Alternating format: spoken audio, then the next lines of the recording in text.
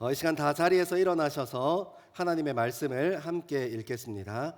오늘 우리에게 주신 하나님의 말씀은 신약 성경 요한복음 8장 12절로 20절의 말씀입니다.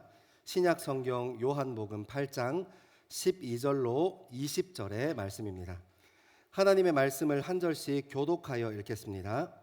예수께서 또 말씀하여 이르시되 나는 세상의 빛이니 나를 따르는 자는 어둠에 다니지 아니하고 생명의 빛을 얻으리라.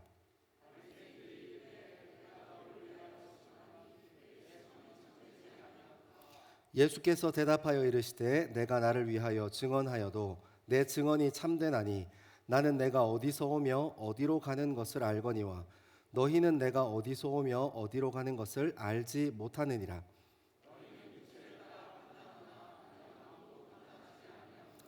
만일 내가 판단하여도 내 판단이 참되니 이는 내가 혼자 있는 것이 아니요 나를 보내신 이가 나와 함께 계심이라. 내가 나를 위하여 증언하는 자가 되고 나를 보내신 아버지도 나를 위하여 증언하시느니라.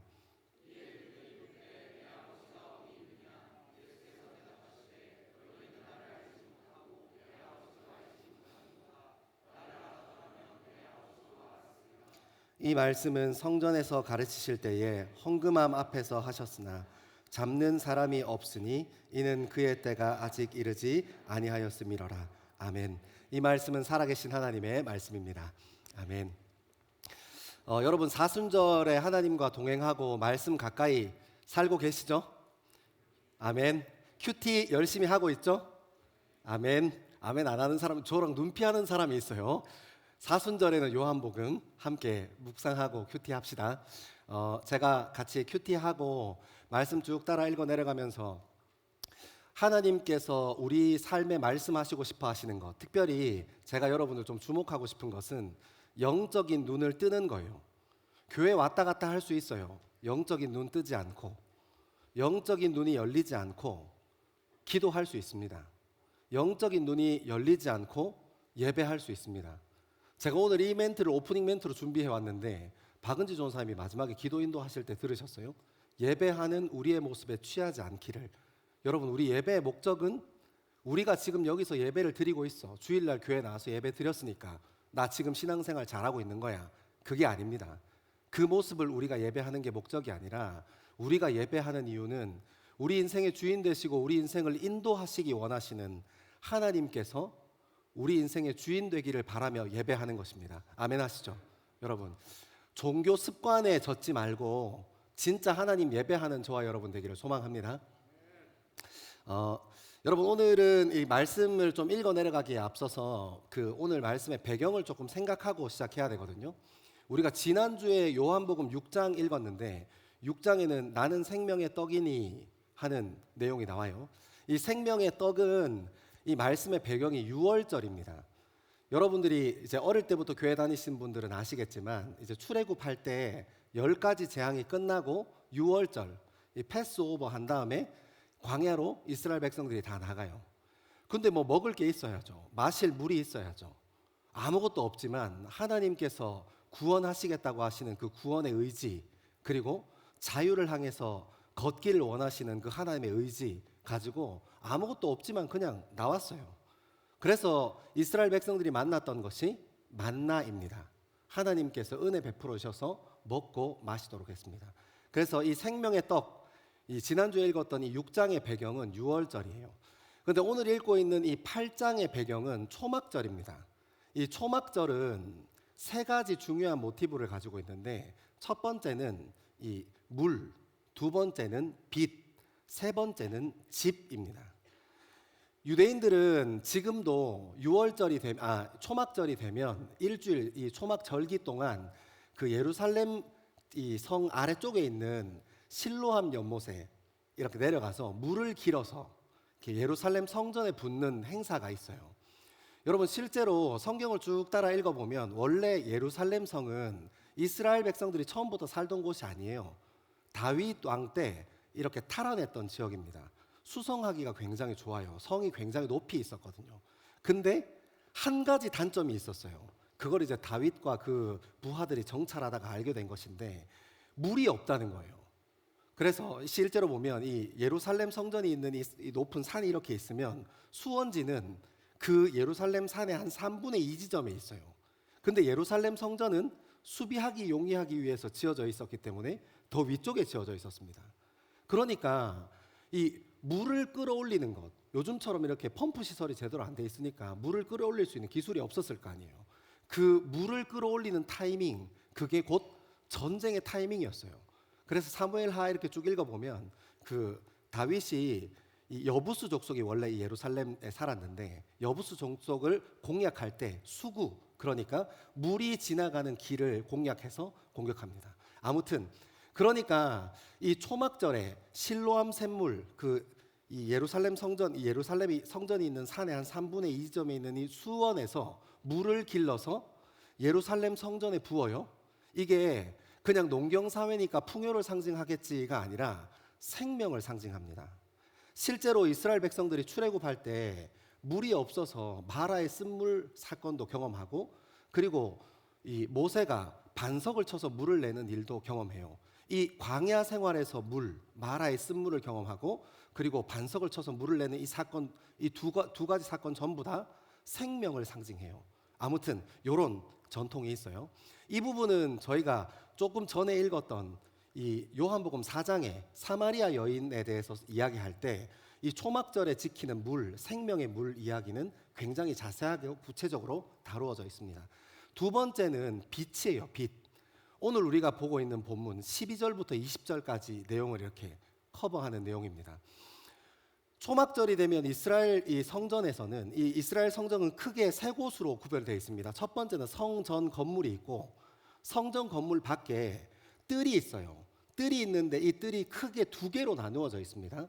성전 안뜰, 우리가 성경 읽다 보면 성전 안뜰이라는 표현이 나오는데, 이 성전 안뜰은 이 유대인의 이스라엘의 뜰, 그리고 제사장의 뜰, 그러니까 제사장이 제사를 집례했던 곳과 이스라엘 백성들 중에 남자만 들어갈 수 있는 곳, 이 두 군데, 이 두 뜰을 합쳐서 성전 안뜰이라고 성경은 표현합니다. 그러면 성전 안뜰이 있으니까 성전 밖뜰도 있겠죠. 성전 밖뜰은 여인의 뜰, 이방인의 뜰, 이렇게 구성되어 있습니다. 그래서 이 성전의 뜰은 이게 크게 보면 두 개의 뜰로, 성전 안뜰과 성전 밖뜰로 구성되어 있고, 좀 세분화돼서 보면 이 제사장의 뜰, 그 다음에 이스라엘의 뜰, 그 다음에 여인의 뜰, 이방인의 뜰, 이렇게 네 군데로 포지션 되어 있어요. 근데 여기서 이 초막절이 되면 성전 밖뜰에 큰 기둥을 세워서 그곳에 아주 밝은 횃불을 꺼뜨리지 않습니다. 아주 밝은 횃불을 켜놔요. 여인의 뜰, 그리고 이방인의 뜰, 성전 밖뜰에요. 이 횃불이 너무너무 밝아서 이 전승사에 따르면 이 횃불이 굉장히 밝고 예루살렘 성전이 상당히 고지되어 있기 때문에 예루살렘 전체가 이 횃불로 인해서 밝았다라는 기록이 있어요. 실제로 그렇게 밝진 않아요. 실제로 뭐 예루살렘 도심이 얼마나 큰데 이렇게 밝혔다고 다 밝겠습니까? 아무튼 그런 의미를 가진 곳이었다는 것을 알 수 있습니다. 아무튼 이 빛도 마찬가지예요. 출애굽 백성이 출애굽할 당시에 하나님의 백성들이 하나님께서 불 기둥으로 인도하시는 것을 쫓아가면서 살았다는 것을 잊어버리지 않고 기억하기 위해서 이 빛의 개념이 있습니다. 그래서 오늘도 이렇게 쭉 따라 읽어보면 하나님께서 우리 삶을 어떻게 인도하시는가에 대해서 사도 요한이 조금 강조해서 하나님이 어떤 분이신가, 우리를 인도하길 원하시고 우리를 구원하기 원하시는 분이라는 것을 강조해서 이 빛에 대한 모티브를 풀고 해석하는 것을 볼 수 있습니다. 세 번째는 집이에요. 집. 이스라엘 백성들이 출애굽하고 나서 잘 곳이 없으니까 어떻게 했습니까? 텐트 쳤어요. 텐트를. 성경에는 이 표현을 두 가지로 표현하는데 초막이라는 표현을 쓰기도 하고 장막이라는 표현을 쓰기도 합니다. 아무튼 뭐 이렇게 일회용 집이니까 뭐 대충 생각하시면 돼요. 유대인들은 이것을 수카라고 합니다. 지금도 유대인들은 초막절기가 되면 이 수카를 집에, 아파트 사시는 분들은 아파트 베란다에 지어놓고, 이 마당 있는 집에 사시는 분들은 마당에다가 이 수카라는 걸 지어놔요. 그리고 거기서 밥을 먹습니다. 온 가지고 모여서 같이 밥을 먹고 거기서 같이 잠을 잡니다. 무엇을 위함이겠어요? 하나님께서 출애굽할 때 이스라엘 백성들을 늘 보호하시고 인도하셨던 것을 그 조상들의 그 정신을 잃어버리지 않기 위해서 그것들을 지금도 행하고 있는 겁니다. 사실 이 부분은 제가 원래 처음에 본문을 잡을 때 8장 12절부터 30절까지 가보는 게 제 목표였는데 그러다가 이거 사단 날 것 같더라고요. 그래서 좀 줄였는데 실제로 저희가 읽고 난 이후에 21절부터 30절까지는 이 집, 내가 너희들을 위하여 거처를 마련하러 다시 갈 거다 하는 이야기, 이 집에 대한 이야기가 기록되어 있습니다. 아무튼 이 초막절기 때 일어나는 세 가지 중요한 이 상징적인 것들, 물, 빛, 집입니다. 그리고 오늘 본문을 좀 열어서 이 빛에 대한 이야기를 좀 따라 읽게 될 건데, 빛에 대한 이야기를 좀 따라 읽어가면서 하나님 말씀 안에 거하는 저와 여러분 되기를 소망합니다. 우리 12절 말씀 같이 한번 읽겠습니다. 12절입니다. 시작. 예수께서 또 말씀하여 이르시되 나는 세상의 빛이니 나를 따르는 자는 어둠에 다니지 아니하고 생명의 빛을 얻으리라. 아멘. 아멘. 여러분, 예수님께서 대답하십니다. 뭐 앞에서 이렇게 질문하니까 대답하셨겠죠. 예수님께서 이렇게 얘기하세요. 나는 세상의 빛이다 라고 자기 선언을 하시는 거예요. 예수 그리스도 당신이 어떤 분이신지를 선언하는 겁니다. 그러니까 이 구조가 나는 무엇이다 이렇게 구조로 되어 있어요. 우리가 지난번에 6장에도 나는 생명의 떡이다, 나는 무엇이다 하는 이 표현이 요한복음 전체에 걸쳐서 7번 나와 있습니다. 우리가 사순절 지나면서 4월 말까지 이렇게 천천히 나는 무엇이다 이거 7개 다 지나가 볼 거예요. 아무튼 나는 무엇이다, 그러니까 예수님께서 자기 선언하시는 겁니다. 근데 이 표현이 구조가 굉장히 중요해요. 요한복음에서 너무너무 중요한 방식인데 왜 중요하냐면 나는 무엇이다 라는 이 표현을 헬라어로 쓰면 에고 에이미라는 표현이에요. 나는 무엇이다 똑같은 표현입니다. 근데 이 헬라어로 나는 무엇이다 하고 이 바꾸어 놓은 이 에고 에이미를 히브리어로 바꾸면 뭐냐면 우리가 잘 아는 하나님의 이름을 모세가 당신 누구십니까 하고 물었을 때 하나님께서 이렇게 얘기하시잖아요. I am who I am. 나는 스스로 있는 자다 얘기하십니다. 그러니까 이 표현이랑 똑같은 표현인 거예요. 에고 에임이라는 말이 하나님이 자기를 드러내실 때 쓰셨던 표현과 똑같은 표현입니다. 이 사도 요한은 의도적으로 이 표현을 요한복음에서 7번 반복하면서 하나님이 어떤 분이신지를 드러내려고 해요. 그러니까 오늘 이 말씀을 대하면서 나는 세상의 빛이다 하는 이 말씀을 통해서 우리가 뭘 할 수 있냐면 이 빛이라는 것이 하나님의 속성이고 하나님의 특징이라는 걸 알 수 있어요. 하나님의 자기 선언이에요. 빛 되신 하나님, 나는 빛이야 하고 선언하시는 겁니다. 여러분, 이 고백이 너무너무 중요합니다. 왜냐하면 또 이 고백이 창조랑 연관되어 있거든요. 나는 빛이다 하는 이 고백이 어디에도 나오냐면 하나님께서 창세기 때에 흑암이 있고 공허하고 혼돈했던 그 자리에 빛이 있으라 하시니 빛이 생깁니다. 그래서 이 땅에 어둠과 빛이 구별되어져요. 이 표현을 사도 요한이 너무 기가 막히게 한 표현이 있는데 같이 한번 찾아서 읽어봅시다. 요한일서 1장 5절입니다. 요한일서 1장 5절입니다. 시작. 우리가 그에게서 듣고 너희에게 전하는 소식은 이것이니 곧 하나님은 빛이시라 그에게는 어둠이 조금도 없으시다는 것이니라. 아멘. 여러분 여기 보이세요? 곧 하나님은 빛이시라 그에게는 어둠이 조금도 없으시다는 것이니라. 그러니까 하나님께서 빛으로 임하셔서 이 땅에 어둠이 이 세상의 근본적인 속성이었고 우리가 살아가는 이 세상의 근본적인 속성이 공허하고 흑암이 가득한 어둠이 가득하고 질서가 없이 혼돈하는 곳에 하나님께서 빛이 있으라 하시니 이 빛이 어둠과 공존할 수 없는 빛이어서 무엇이 드러났다는 거예요? 그 어둠 안에 가려있던 것이 빛으로 드러나 눈으로 보이게 되었다 하고 얘기하는 겁니다. 여러분 우리가 하나님의 창조를 이야기할 때 그냥 며칠날 뭐 지으셨지 며칠날 뭐 지으셨지 이렇게 피조물, 완성된 피조물을 기준으로 창조를 이해하기 쉬운데 사실 그거는 이제 유치부 때 초등부 때 열심히 했던 거잖아요. 우리 그래도 교회 열심히 다니는 청년들이니까 뭐도 알아야 된다. 그냥 결과론적으로만 피조물이 어떻게 하나님께서 만드셨구나 하는 것만 우리가 아는 게 아니라 하나님께서 완성된 피조물을 만들기 전에 어떤 것들을 하셨냐면 예를 들면 이런 거예요.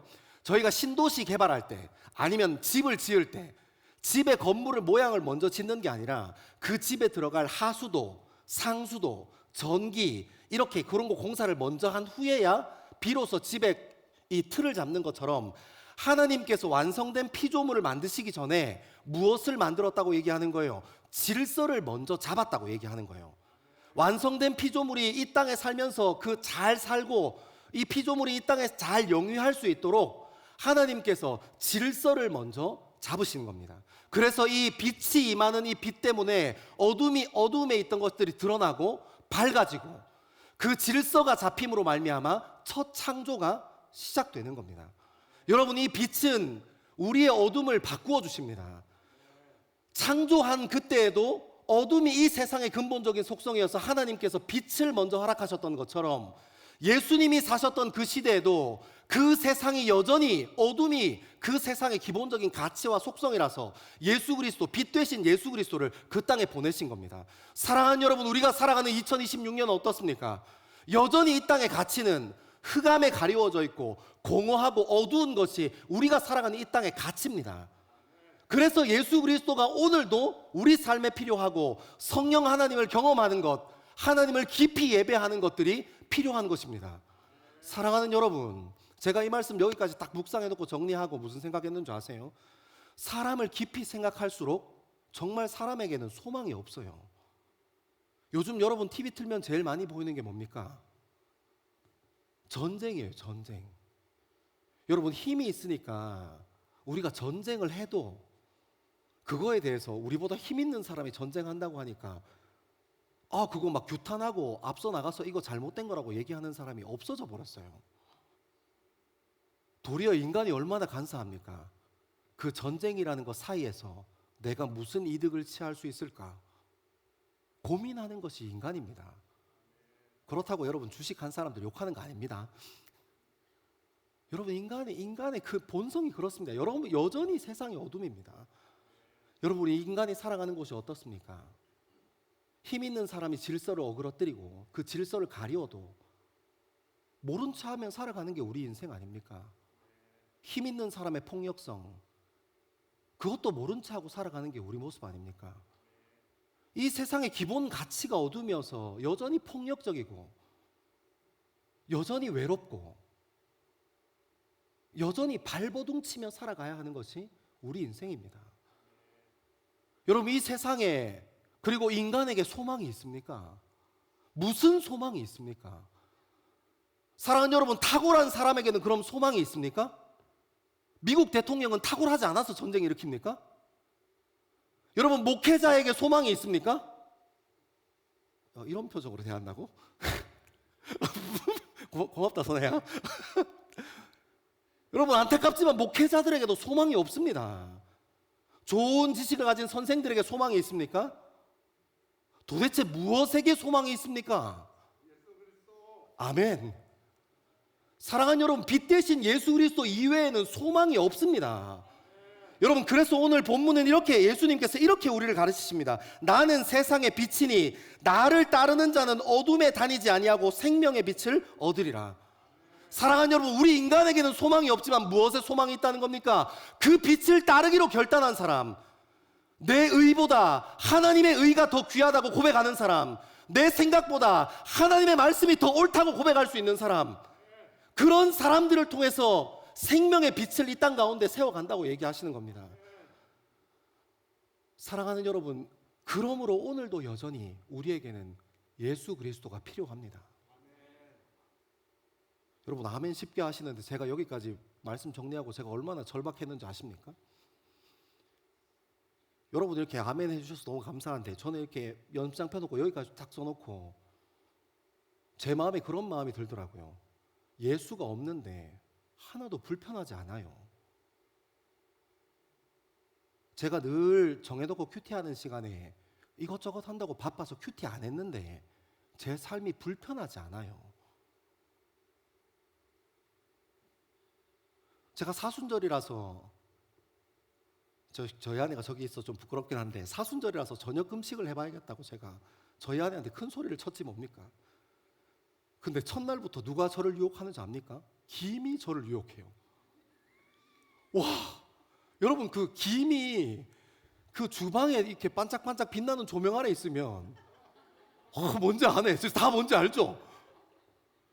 저 주님의 고난에 동참해야겠다 하고 막 첫날 저녁에 김을 봤는데 김의 마음이 뺏겨가지고 둘째 날 다시 한번 도전합니다. 하나님 내일인가 봐. 오늘은 아닌가 봅니다. 내일인가 봅니다. 그 다음날 또 결연에 찬 마음으로 점심도 그날 또 엄청 많이 먹었어요. 운동하러 갔다가 또 의지를 다 잡으면서 주님 오늘은 저녁 금식입니다. 집에 갔는데 고기를 굽고 있네 아들이. 그렇게 해서 이틀 연달아 실패하는 안타까운 저승. 세 번째 날은 집에 갔는데 냉장고 문을 열었는데 너무 맛있는 반찬들이 거기 꽉꽉 차 있는 거예요. 제가 속으로 점심이라도 이럴 거면 내가 점심이라도 많이 먹지 말걸. 근데 여러분 제 마음이 그렇더라고요. 예수 그리스도를 제 몸에 한번 새겨보자. 좀 어설픈 방법이지만 그렇게 금식 통해서 주님이 어려움 당하셨던 거 좀 같이 한번 짊어져 보자. 결단했다가 실패했어요. 근데 제가 불편하지 않더라고요. 그것 때문에 제가 절박하지 않더라고요. 예수님께서 제 마음에 그런 말씀하시는 것 같았어요. 예수님께서 잡히시던 날 밤에 제자들이랑 같이 기도하러 갔는데 그 베드로랑 요한이랑 기도 잘 못했던 것 같아요. 잠깐 깨어 기도할 수 없느냐. 제가 그 마음 제 마음에 있었으면 제가 그 금식 못한 것 때문에 불편했겠죠. 주님 제가 왜 이 모양입니까? 하고 그 다음날은 성공했을지 모르는데 안 불편하니까 고기 구운 거 고기의 냄새가 제 코를 막 공격하는데 제 마음이 또 무너져 버렸어요. 사랑하는 여러분, 여러분의 인생은 좀 어떻습니까? 빛 대신 예수 그리스도, 이 세상에 소망이 없다고 얘기하시는 겁니다. 사람을 깊이 생각하면 깊이 생각할수록 여전히 사람에게는 소망이 없다고 얘기하는 겁니다. 우리가 있는 삶의 자리가 여전히 폭력적이고 여전히 거짓이 난무하고 여전히 어둡고 여전히 외롭고 그런 삶에 소망이 없다고 얘기하는 겁니다. 그래서 그리스도가 우리 삶에 오셨다고 얘기하시는 겁니다. 사랑하는 여러분, 저는 우리 믿음의 삶 가운데 예수 그리스도가 없어서 좀 불편하게 되기를 소망합니다. 기도하기로 결단하고 말씀 읽기로 결단했다면 그 자리 지키지 못한 것이 우리 삶에 좀 찔림이 되어서 다시 한번 하나님께로 다시 한번 기도의 자리로 나아가는 저와 여러분 되기를 소망합니다. 제가 한 번 더 읽어드릴게요. 나는 세상의 빛이니 나를 따르는 자는 어둠에 다니지 아니하고 생명의 빛을 얻으리라. 아멘. 그렇게 살아가는 저와 여러분 되기를 소망합니다. 우리 13절과 14절 말씀 같이 읽겠습니다. 시작. 바리새인들이 이르되 내가 너를 위하여 증언하니 내 증언은 참되지 아니하도다. 예수께서 대답하여 이르시되 내가 나를 위하여 증언하여도 내 증언이 참되니 나는 내가 어디서 오며 어디로 가는 것을 알거니와 너희는 내가 어디서 오며 어디로 가는 것을 알지 못하느니라. 아멘. 아멘. 13절에 바리새인들이 이렇게 묻습니다. 내가 너를 위하여 증언하니 내 증언은 참되지 아니하도다. 여러분 이게 무슨 말인지 이해를 해야 되는데 유대 당시의 사람들은 두증인법이라는 이 법적인 개념이 있었어요. 눈만 쭉 내려와서 17절 한번 볼래요? 17절 이렇게 기록되어 있어요.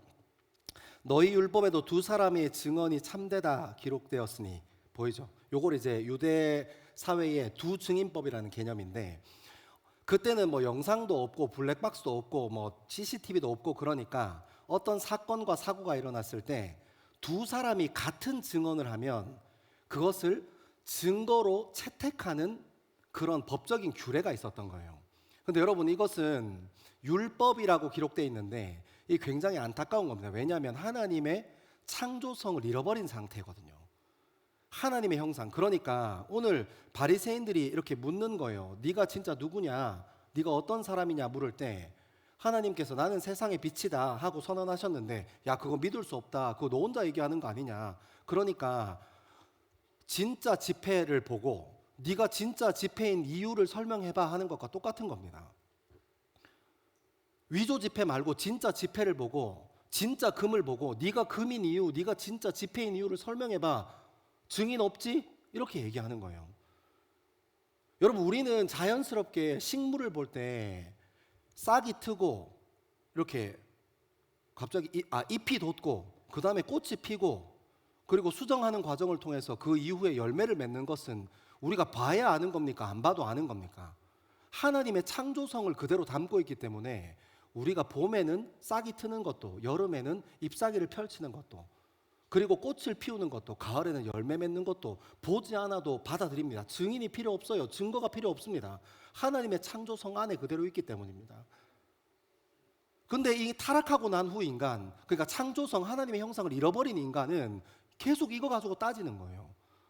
진짜 금 앞에서 네가 왜 진짜 금인지 설명해봐. 증인이 있어? 하고 얘기하는 겁니다. 이게 얼마나 안타까운 일입니까? 근데 여러분, 이 세상의 가치를 가진 사람들은 여전히 2026년을 살아가는 우리 그리스도인들, 교회 다니는 사람들에게도 묻습니다. 너 진짜 그리스도인이야? 너 증거 있어? 너 진짜 네가 그렇게 살면서 그리스도인이야? 하고 묻습니다. 네가 찾고 네가 소망하고 네가 열정을 들여서 예배하는 그것이 진짜야? 하고 묻는 겁니다. 하나님의 형상을 잃어버린 세상에 우리가 살기 때문입니다. 사랑하는 여러분, 저는 알았어요. 그래서 지금 우리에게 필요한 것은 영적인 시각이 뛰는 거예요. 아멘 안 하세요?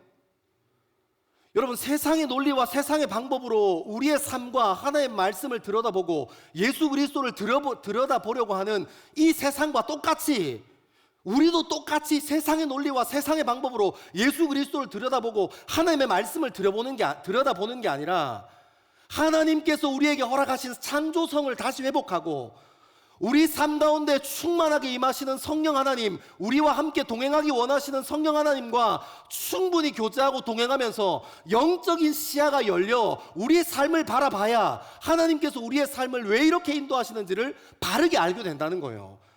우리가 하나님께서 허락하시는 그 성령 충만함으로 말미암아 영적인 시각에 띄어야 세상 사람들은 절대 이해 못하는 그리스도인들의 걸음걸음을 이해할 수 있다는 겁니다.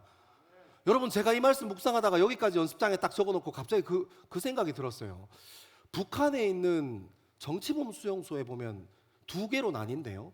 하나는 혁명화 구역이라는 곳이 있고 한 곳은 완전 통제 구역이라는 곳이 있다는 거예요. 북한에서는 사상범들을 거기다가 잡아 쳐넣는데 그 사상범들 중에 악질 사상범이 그리스도인이래요. 완전 통제 구역에 들어가면 다시 나올 수 없답니다. 근데 여러분, 그리스도인들은 그 안으로 스스로 걸어 들어가더라고요. 이것을 세상의 논리와 세상의 방법으로 어떻게 이해합니까? 지금도 세상에는 여전히 종교적인 박해 때문에 예수 그리스도를 자기의 구주로 믿는 그 믿음 때문에 얼마나 많은 사람들이 신앙적 핍박을 받고 신앙적 어려움 받습니까? 그렇다고 그 사람들이 다 자기 삶의 자리를 박차고 다 나왔습니까? 아니요. 그 삶의 자리를 지키는 사람들이 있습니다. 세상 사람들은 그 순교의 자리에 있는 사람들에게 어리석다고 얘기하고 멍청하다고 얘기하고 모질하다고 얘기하지만 이 세상 사람들이 세상의 논리와 방법으로 보지 못하는 하나님의 눈으로, 하나님의 시각으로, 성령 하나님께서 열어주신 그 영적인 시각으로 자기의 세상을 바라보기 때문에 그 사람들이 거기에 있을 수 있는 것 아닙니까? 사랑하는 여러분, 저와 여러분의 삶의 자리가 그런 자리가 되기를 소망합니다. 누가 욕하니까 에이씨 그만해야지. 누가 뭐라 하니까 아이고 그만해야지. 내가 여기 아니면 갈 데 없나? 그런 마음 아니라 여러분이 하나님께서 보내주신 그 자리가 영적인 눈으로 해석되어지는 자리 되기를 간절히 소망합니다. 이거 설명해야 되는 조금 시간이 없어가지고 조금만 넘어가겠습니다. 그리고 나서 바리새인들이 그렇게 얘기하니까 예수님께서 대답하십니다.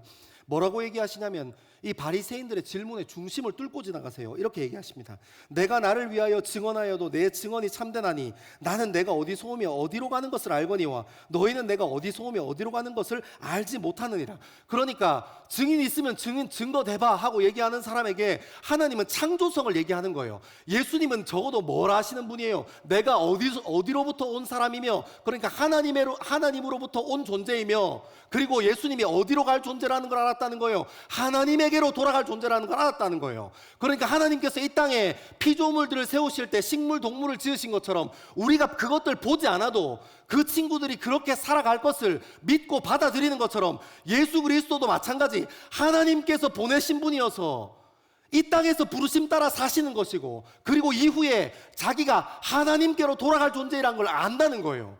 사랑하는 여러분, 이 그리스도인들의 삶이 그런 건 아닙니까? 내가 어디서부터 왔는지 아는 존재요. 그리고 내가 어디로 가는 존재인지 아는 존재가 그리스도인 아닙니까? 여러분, 이것이 우리 신앙에 너무너무 중요합니다. 우리가 어디서부터 온 존재인지 모르고 우리가 어디로 갈 존재인지를 잃어버리면 어떻게 되냐면, 내가 나이가 들면 들수록 내가 좀 더 편해하고 안정감을 누려야 하니까 내 주변에 있는 것들 손으로 꾹 하고 움켜집니다. 절대 포기하지 않는 것들 생깁니다.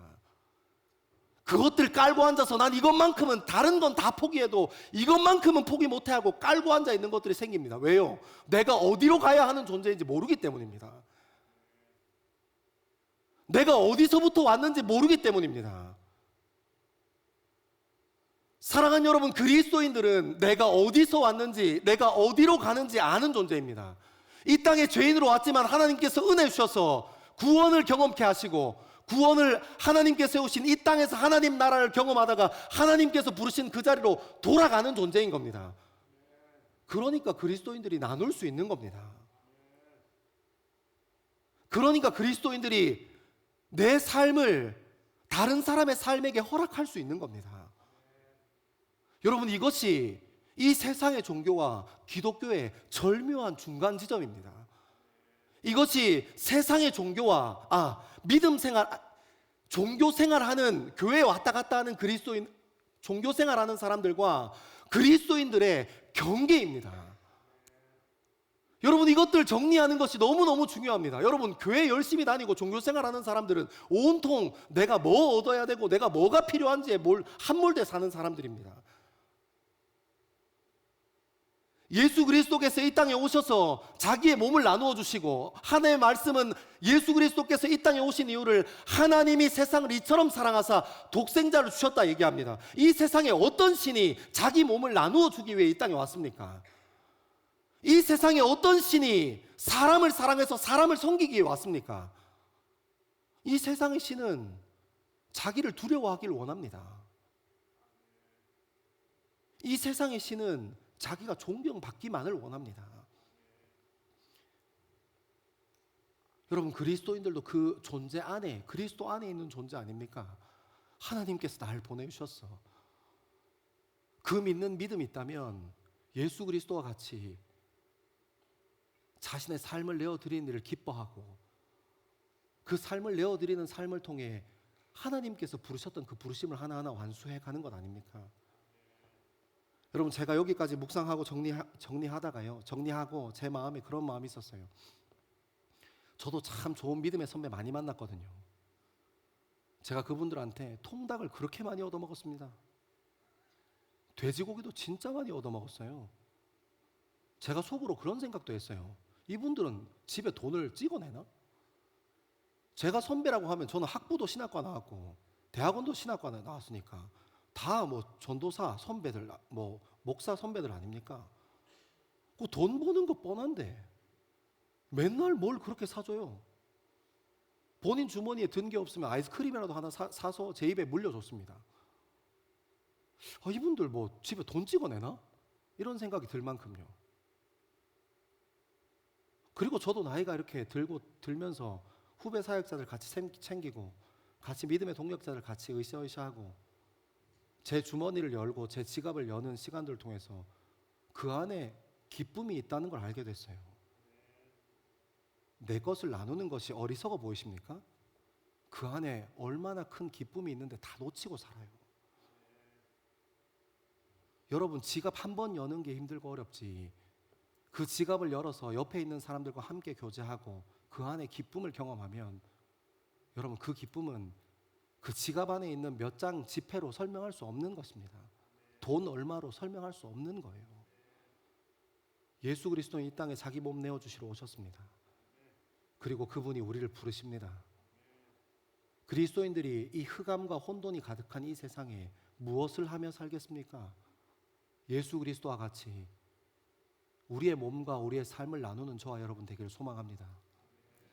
우리는 어디서 와서 어디로 가는지 명확하게 압니다. 목적과 방향성이 분명한 것입니다. 사랑하는 여러분, 우리는 영원히 윤회하지 않을 것입니다. 우리는 가야 할 곳이 있습니다. 그렇게 예수 그리스도 따라 함께 걸어가는 저와 여러분 되기를 소망합니다. 우리 말씀 조금만 더 따라 읽어 내려가 보겠습니다. 15절에서 18절입니다. 15절에서 18절 시작. 너희는 육체를 따라 판단하나 나는 아무도 판단하지 아니하노라. 만일 내가 판단하여도 내 판단이 참되니 이는 내가 혼자 있는 것이 아니요 나를 보내신 이가 나와 함께 계심이라. 너희 율법에도 두 사람의 증언이 참되다 기록되었으니 내가 나를 위하여 증언하는 자가 되고 나를 보내신 아버지도 나를 위하여 증언하시느니라. 아멘. 아멘. 여러분 15절에 이렇게 말씀하십니다. 너희는 육체를 따라 판단하나 나는 아무도 판단하지 아니하노라. 만일 내가 판단하여도 내 판단이 참되니 이는 내가 혼자 있는 것이 아니고 나를 보내신 이가 나와 함께 계심이라. 그러니까 예수님께서도 뭘 맞춰주시는 거예요? 나를 보내신 이가 나와 함께 있으니까 내 증언이 너희들이 얘기하는 두 증인법 안에 들어있는 거다 하고 이야기하는 겁니다. 이 구조를 이렇게 맞춰주는 거예요. 근데 여러분, 제가 여기서 이 말씀 묵상하다가 어떤 말씀이 여기 제 마음에 탁 들어왔냐면 15절 16절에 보면 판단이라는 단어예요. 제가 판단이라는 단어를 이렇게 단어의 뜻이랑 이런 것들 그러니까 단어를 좀 이렇게 찾아보다가 문종 구조를 좀 찾아보다가 이 판단이라는 말을 헬라어로 뭐라고 적어놨냐면 크리마, 이 명사로 쓰면 크리마, 그 다음에 동사로 쓰면 크리노라는 표현을 썼더라고요. 이 판단이라는 표현이 어떤 표현과 같이 쓰였냐면 이렇게 심판, 정죄, 판단 이런 표현이랑 같이 썼어요. 그러니까 실제로는 우리가 판단이라고 읽었던 것처럼 이것과 저것을 구별해서 잘라내는 일에 이런 의미로 사용했던 게 판단이라는 단어예요. 이 헬라인들이 사용했던 판단. 그러니까 예수님께서 그렇게 얘기하는 거예요. 너희는 나를 판단하나 눈에 보이는 것, 육체, 눈에 보이는 것으로 판단하려고 하지만 나는 판단한 적이 없다.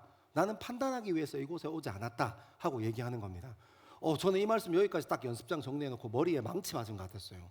왜냐하면 저도 판단하더라고요.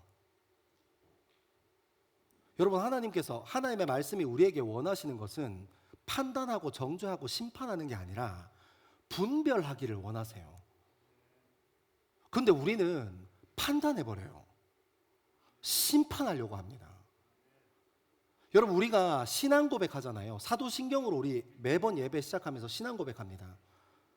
여기에 어떤 개념이 나오냐면 마지막 쯤에 예수님께서 다시 오셔서, 그러니까 재림하신 예수 그리스도께서 이 땅을 심판하실 거라는 심판의 메시지가 있어요. 그러니까 심판은 누구의 거라는 거예요? 심판은 하나님의 영역이라는 거예요.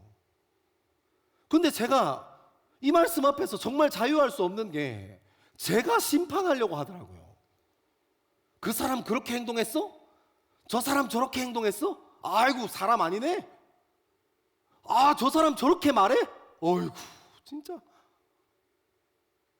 여러분, 제가 판단하고 심판한 것을 하루에 몇 번이나 할까 생각해 봤는데 셀 수도 없어요. 너무 많아서. 사랑하는 여러분, 여러분의 삶은 어떠십니까? 여러분은 분별하십니까? 아니면 저처럼 정죄하고 심판하고 판단하십니까?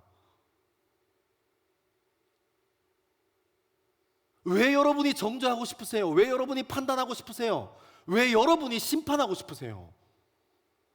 하나님이 지금 오셔서 우르르 쾅쾅 하시면 되는데 안 오시니까 가 아니라 하나님이 있으면 불편하잖아요. 저는 어릴 때 아버지한테 진짜 많이 맞았어요. 너무너무 많이 맞았어요. 저는 아버지한테 한마디도 못했습니다. 저희 아버지는 창세기적으로 집안을 다스리셨어요. 말씀하시니 그대로 되니라. 이해하죠? 저는 한 번도 아니오라고 해본 적이 없습니다. 지금 나이 들어서 사춘기 왔는지 막 갱년기가 왔는지 모르겠는데 지금 아니오 많이 하는데 저는 한 번도 아버지 앞에서 아니오라고 해본 적이 없어요. 아버지는 말씀하시면 그대로 다스리시는 거예요. 정말 힘들었습니다. 근데 여러분, 제가 속으로 저희 아버지 진짜 판단하고 많이 미워했거든요. 근데 여러분, 제가 예수님 믿고 나서 아버지 전도해야겠다 생각했어요. 그러니까 하나님께서 때에 맞는 은혜, 뭐 10번 중에 9번은 제가 또 아빠 비판하고 정죄하고 비난하고 막 이렇게 잘근잘근 잘라서 씹어먹고 막 이렇게 했지만 10번 중에 한 번 하나님께서 제게 은혜 주실 때가 있더라고요. 그러니까 저희 아버지가 너무 불쌍해요. 제가 은혜 안에 있으니까, 하나님 말씀 안에 있을 때는 진짜 분별하더라고요. 심판 안 하고 정죄하고 판단 안 하고, 제가 은혜 안에 있을 때는 그 사람이 불쌍해요. 그 진짜 저렇겠구나. 내가 저 사람 위해서 기도해야겠구나. 저 사람이 그런 마음으로 저렇게 했겠구나. 여러분, 그리스도 안에 있으면, 은혜 안에 있으면, 믿음 안에 있으면 여러분 심판하지 않습니다. 분별하려고 합니다. 하나님께서 은혜 안에 긍휼한 마음 부어주셔서 사랑할 수 있는 마음 부어주십니다. 심판은 하나님의 몫입니다. 근데 여러분, 이것은 아까와 반대로 사순절 금식했던 이야기에 완전 반대로, 이것은 우리 마음 가운데 예수 그리스도가 있으면 심판 못하니까 혼자서 내 의가 길이길이 살아서 날뛰어요. 사랑하는 여러분, 이번 한 주간 사시면서 또 누군가에게 정죄하고 또 누군가에게 판단하고 또 누군가를 비난하고 누군가를 판단할 때 하나님의 마음에 사로잡히는 저와 여러분 되기를 소망합니다. 심판은 하나님의 것입니다. 우리가 할 게 아니에요. 아까도 말씀드렸지만 이 앞에서 쳐다보시는 눈들이 그러면 너는 얼마나 그렇게 잘 사는데, 저도 그렇게 못 살아요. 얘기했잖아요. 저도 같이 한번 해보려고요. 어떻게 해서든지 그렇게 한번 살아보려고요. 제가 정죄하는 마음이 올라올 때 하나님 내 마음에 계십니까? 심판하고 싶은 마음이 내 마음에 올라올 때 하나님 내 마음에 계십니까?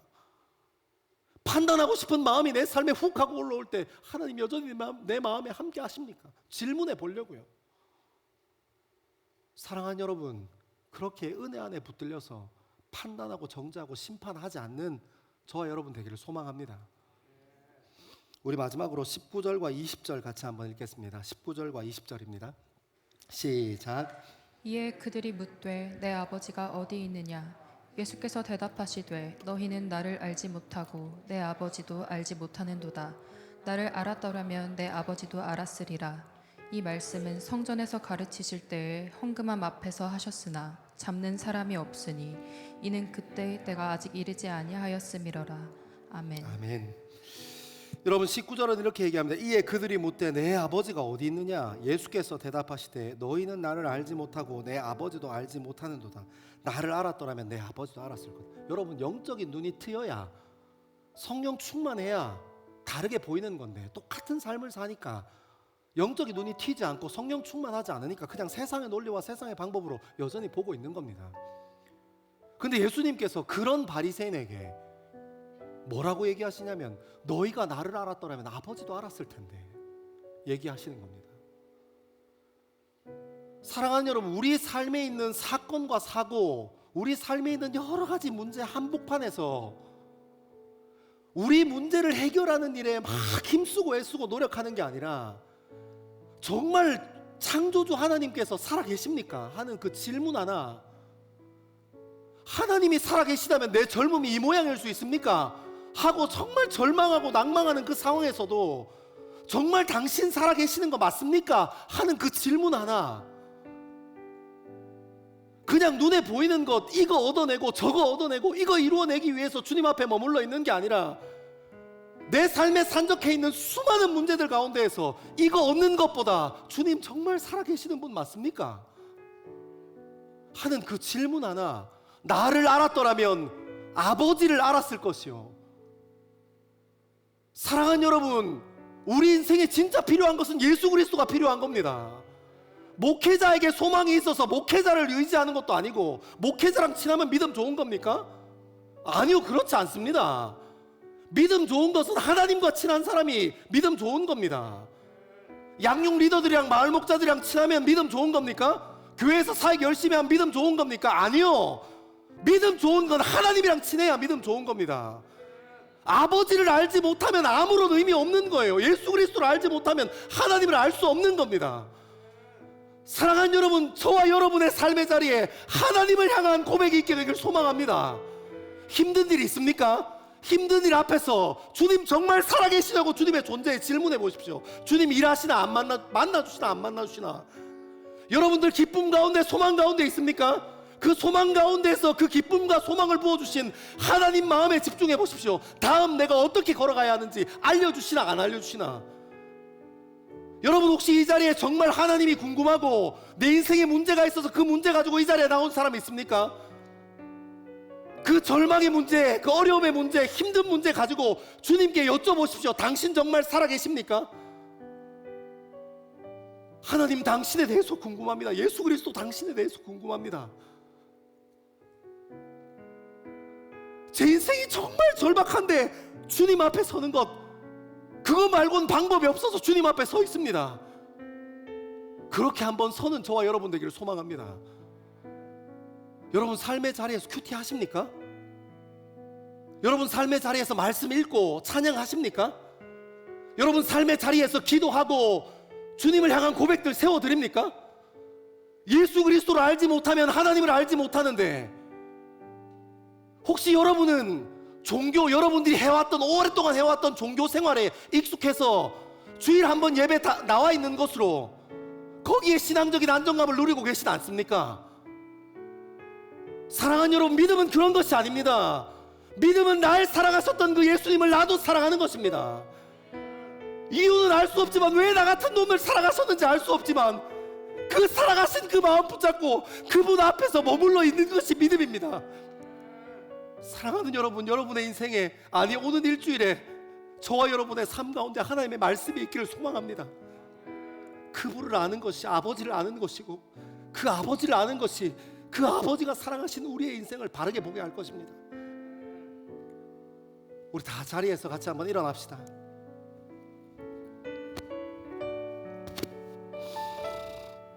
우리 마음 드리고 주님 앞에 빛으로 우리 삶 가운데 임하시기 원하시는, 심판하지 아니하고 은혜로 우리 삶 가운데 임하시기 원하시는 그 하나님을 높여드리고 더 깊은 예배의 자리로 함께 나아가기를 소망합니다.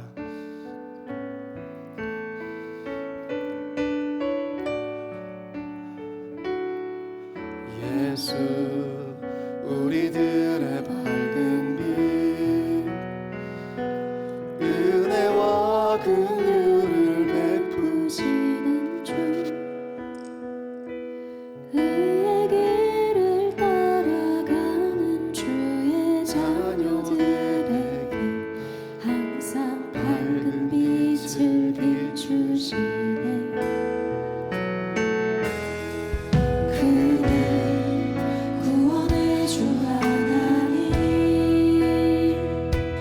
공의로 세상을 다스리시네.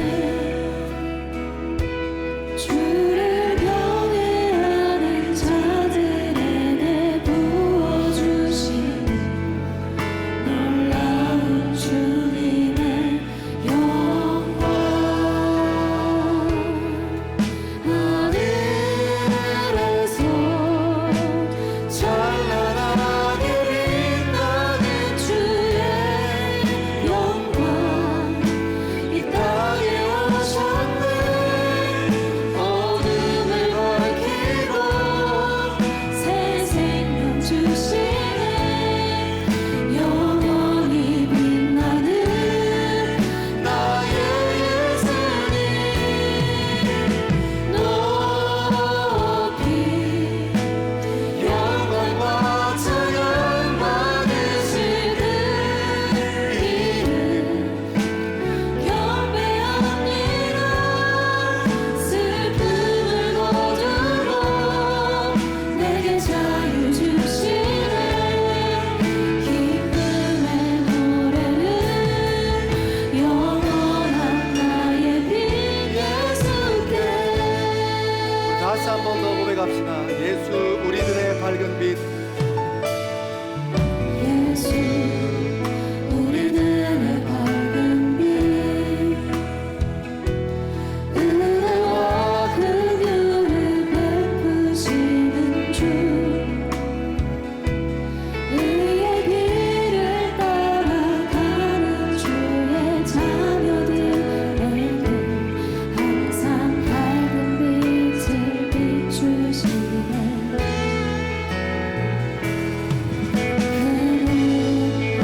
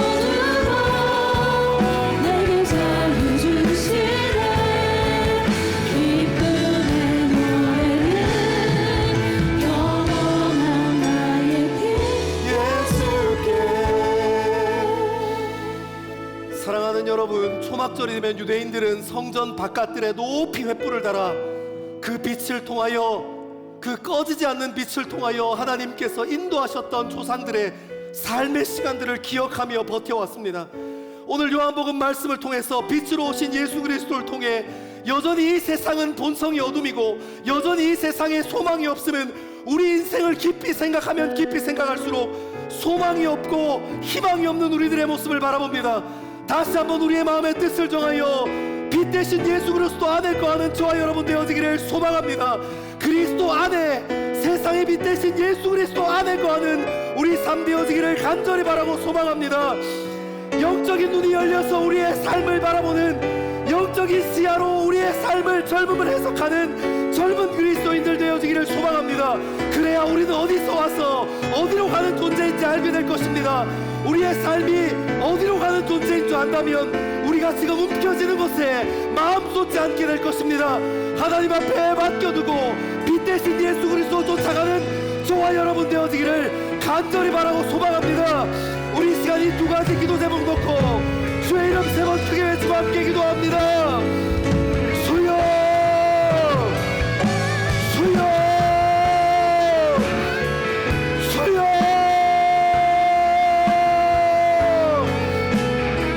아버지 하나님, 아버지 하나님, 우리 인생을 인도하여 주십시오. 하나님, 성전 밖들에 높이 세웠던 횃불이 이스라엘 백성들이 인도하셨던 그 조상들의 삶을 잃어버리지 않기 위하여 세웠던 것처럼 여전히 세상의 빛으로 오신 예수 그리스도를 신뢰함으로 주님 앞에 설 수 있게 주님 인도하여 주옵소서. 하나님, 빛으로 우리 삶 가운데 오신 예수 그리스도를 갈망할 수 있게 주님 인도하여 주옵소서. 하나님, 영적인 눈을 열어 주옵소서. 영적인 시야를 열어 주옵소서.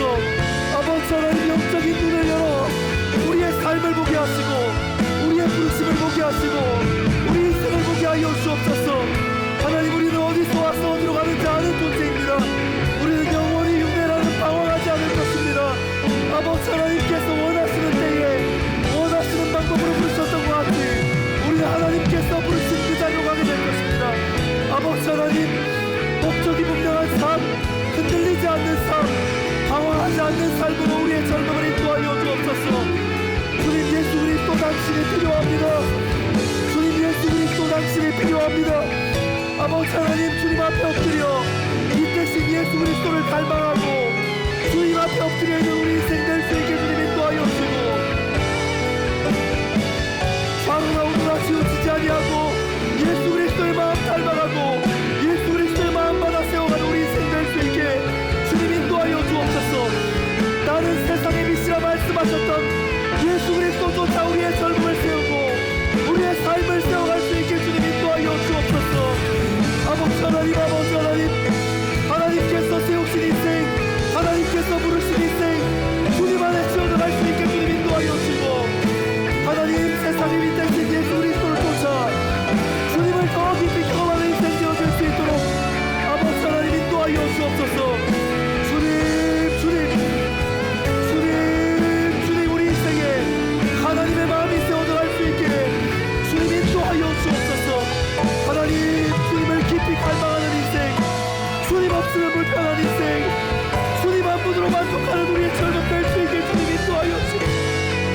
하나님, 우리 삶의 작은 자리에도 하나님을 경험하는 인생 되어질 수 있게 주님 인도하여 주고 하나님이 없어서 하나님이 계시지 않아서 우리 인생이 곤고하고 주님 바라보는 일에 쓰임받을 수 있게 주님 인도하여 주옵소서. 아버지 하나님, 함께하여 주옵소서.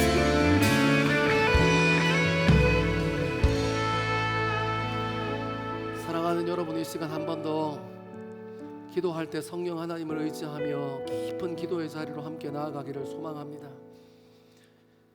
세상의 본성이 어둠이고 흑암이고 공허해서 하나님께서 빛으로 이 땅에 오셨습니다. 예수님이 살던 시대에도 여전히 세상의 가치는 어둠이어서 빛 되신 예수 그리스도가 이 땅에 오셨습니다. 여전히 우리 인생의 근본이 죄고 어둠이어서 빛 대신 예수 그리스도가 우리 삶 가운데 오셨습니다.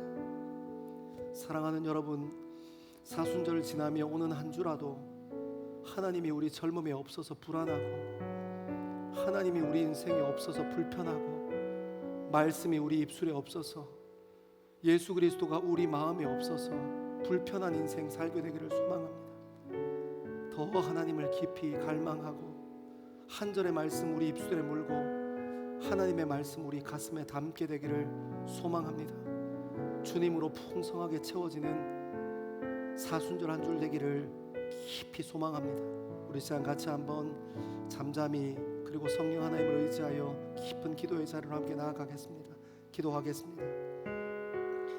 살아계신 아버지 하나님, 내 인생에 하나님이 없어도 불편하지 않은데 하나님이 없어서 불편하게 해주십시오. 하나님, 내 인생에 하나님이 없어서 절박하지 않은데 하나님, 내 인생에 하나님이 없어서 절박하게 해주십시오. 하나님, 내 인생에 하나님의 말씀이 없어서, 내 인생에 하나님의 말씀이 없어서 불안하지 않은데 하나님의 말씀이 없어서 불안할 수 없게 주님 도와주십시오.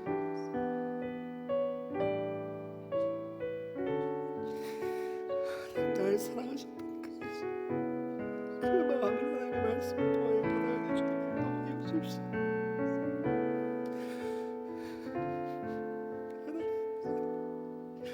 하나님 절박한 마음으로 주님 말씀 앞에 설 수 있게 주님 인도하여 주십시오.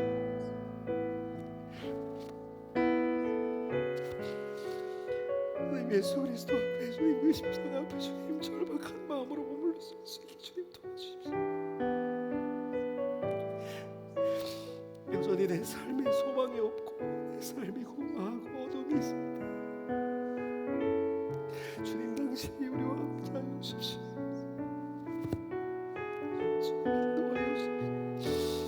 아버지 하나님, 아버지 하나님, 우리의 삶이 주님 앞에 연락되어지기를 소망합니다.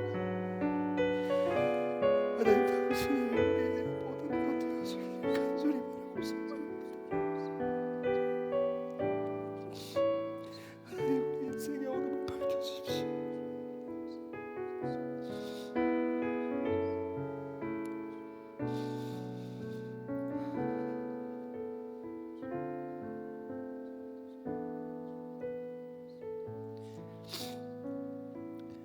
사랑하는 하나님, 우리 인생의 예수 그리스도라는 빛 앞에 우리의 젊음이 까발려지기를 소망합니다. 죄가 있으면 죄가 있는 대로, 어둠이 있으면 어둠이 있는 대로, 혼돈이 있으면 혼돈이 있는 대로 그 빛 앞에 까발려지고 예수 그리스도를 담아 그 빛 대신 예수 그리스도와 함께 동행하기를 소망합니다. 하나님, 우리를 인도하여 주옵소서. 이 세상의 논리로 여전히 이해되어지지 않는 것들, 이 세상의 방법으로 이해되어지지 않는 것들, 하나님, 우리에게 영적인 눈을 열어주시고 성령 충만하게 하셔서 이 세상 사람들이 보지 못하는 놀라운 예수 그리스도의 비밀, 그리고 하나님께서 부르신 우리 삶의 자리, 그 앞에 부르심으로 설 수 있게, 하나님의 마음으로 설 수 있게 주님 인도하여 주옵소서. 어디로 와서 어디로 가는지 안다 하셨습니다. 그 목적이 있는 사람은 흔들리지 않는 사람이 될 것입니다. 하나님, 우리의 젊음을 하나님께서 인도하시고 바른 방향으로 우리와 함께 동행하여 주옵소서. 사랑하는 하나님, 우리는 심판하기 좋아하고 정죄하고 비판하고 판단하기 좋아합니다. 때로는 하나님께서 내 마음에 있어서 불편할 때가 있습니다. 사랑하는 하나님, 우리의 마음을 바꾸어 주십시오. 하나님이 없어서 불편한 인생으로, 예수 그리스도의 마음이 없어서 불편한 인생으로, 판단과 정죄와 심판을 넘어 긍휼과 사랑으로 우리의 삶의 자리를 대할 수 있도록 아버지 하나님 인도하여 주옵소서. 모든 것은 아버지를 통해, 모든 것은 예수 그리스도를 통해 시작되었음을 믿고 의지합니다. 예수 그리스도를 더 깊이 알아갈 수 있게 주님 인도하여 주시고, 앞으로 일주일간 우리의 삶에서 하나님의 말씀을 우리 입술에 담고 하나님의 십자가를, 하나님의 마음을 우리 가슴에 담고 우리의 젊음에 담는 귀한 일주일 될 수 있도록 하나님 우리와 함께하여 주옵소서. 감사합니다. 이 모든 말씀을 사랑하는 예수님 이름으로 기도합니다. 아멘. 세상의 빛 되신 예수 그리스도를 갈망하고 세상의 빛 되신 예수 그리스도를 쫓아가기를 소망하는 젊은 그리스도인들 위해, 그리고 예배를 사모하여 함께 예배의 자리를 지키는 하나님의 백성들 위해 하나님께서 선포하신 복을 선언합니다. 여호와는 내게 복을 주시고 너를 지키시기를 원하며, 여호와는 그의 얼굴을 내게 비추사 은혜 베푸시기를 원하며, 여호와는 그의 얼굴을 내게로 향하여 드사 평강 주시기를 원하노라. 아멘.